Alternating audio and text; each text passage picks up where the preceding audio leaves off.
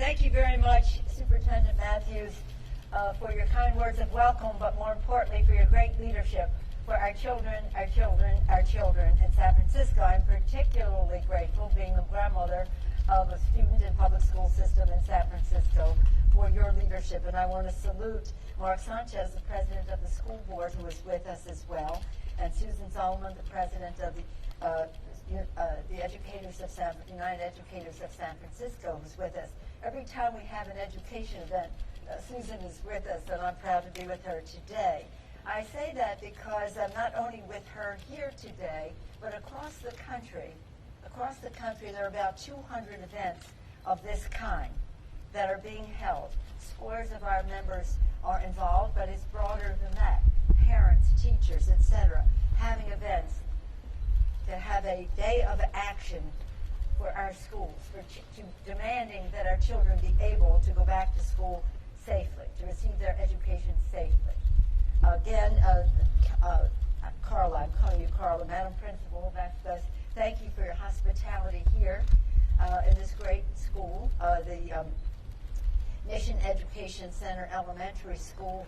It is just about doing the Lord's work when you're talking about children, the Latinx community, many of them English as a second language, immigrant families, the faces of the future of our country, giving, as you said, giving them the confidence to reach their fulfillment. It's an honor to be here. Thank you for your leadership and your hospitality.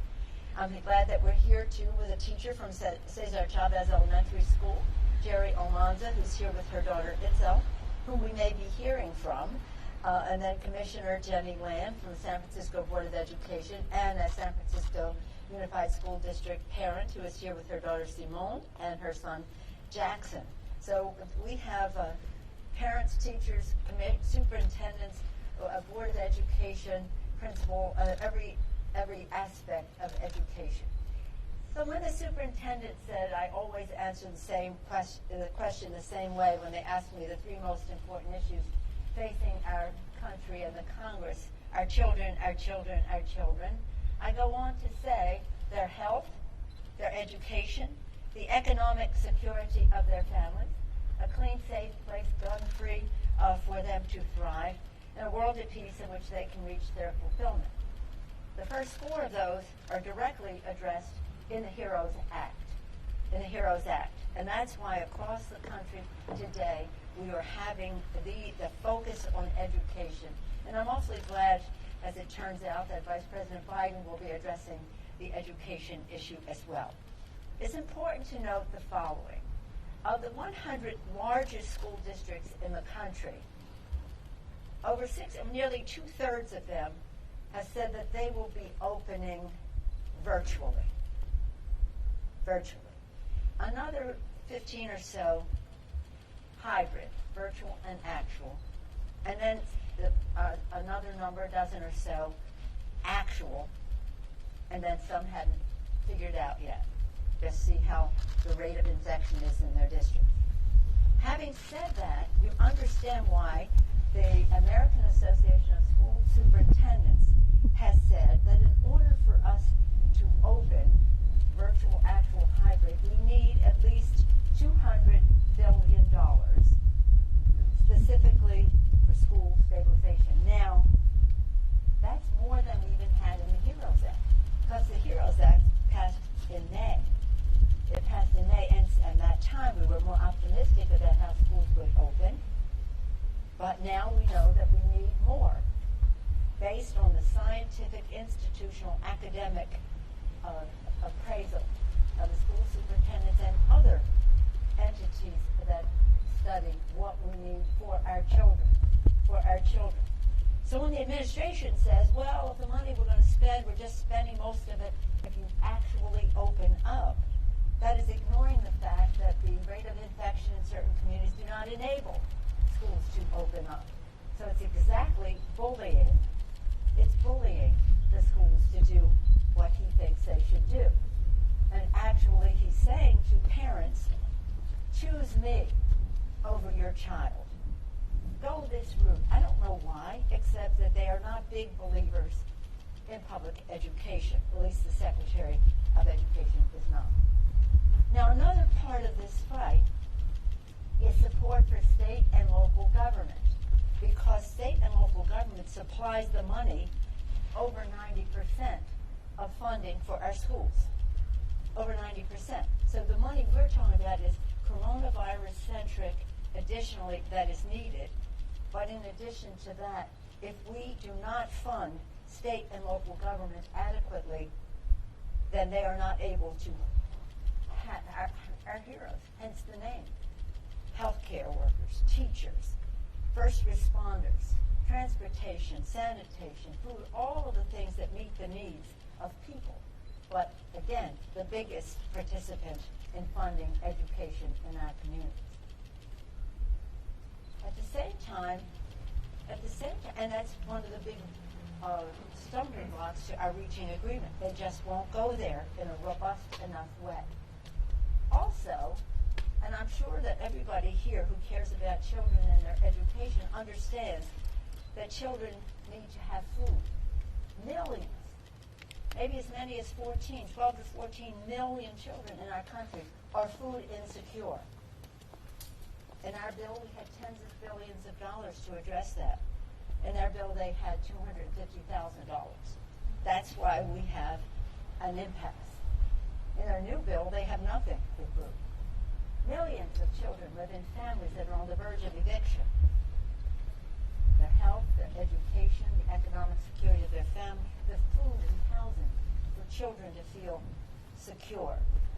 So this is about the children and about their future.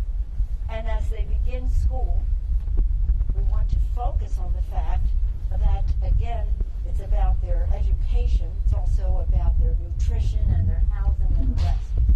And the superintendent very, very wisely focused also on child care. Teachers have been declared essential workers.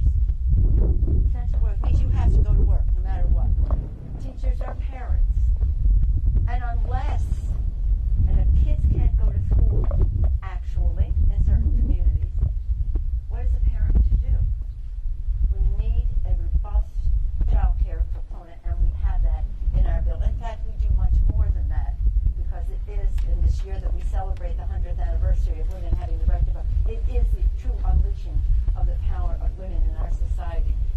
We have over $200 billion in a separate package, but in this package, over $50 billion for child care. It's all connected to the well-being of our children. So I just wanted to share some of those thoughts for you as to why we are still at this impasse, why it is so important for us to have this day of action, how people are, members of Congress, especially in the United States Senate, are hearing from their constituents about the safety of our children. What could possibly be more important than our sending our children back to school safely? And in order to do that, as has been mentioned by the principal and by the superintendent, that by Principal Vasquez and Superintendent Matthews, you have to have money. It takes money to, if people are coming actually to school, they need more space so that they will be spatially distancing. They need better ventilation. Many schools don't have the proper ventilation. You need and if it's virtual, you need the technology that the superintendent mentioned, and that's in our bill. And not only the technology, the physical piece, but the power that goes with it. So you're not in an urban desert or a rural place where the kids cannot hook up to the internet. So this is a place where we have a debate springing from the coronavirus, but central to who we are as a country. Unless we defeat the coronavirus, we're never going to be able to open our economy or our schools safely. And that's why we have a disagreement in the bill about the amount of money that is needed for, as the superintendent said, testing, tracing, treatment, distancing, mask wearing, sanitation. Other countries have done this, and they have curbed the growth of this virus. We have to do the same thing, and unless we make that decision, if we instead instead say it's a hoax and blah, blah, blah, blah, blah, then we're not going to get on top of it. It's a vicious virus. And we are hoping and praying that soon we will have a vaccine and therapies to help alleviate the diagnosis, but also a vaccine to prevent it. We hope and pray for that. But we shouldn't have it one day sooner than it is safe, or one day later than it is safe. And so, again, we're having our debates on the health aspects of this. So our HEROES Act is about the lives, the livelihood, and the life of our democracy. And again, putting children first as we do so. Now it's my honor to be able to introduce Jerry Almanza, who is a teacher at, as I mentioned earlier, Cesar Chavez Elementary School, who's here with her daughter Etzel. Jerry? Thank you. Good morning, everybody.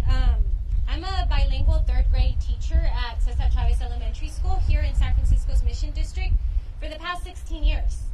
But lately, I've been feeling like a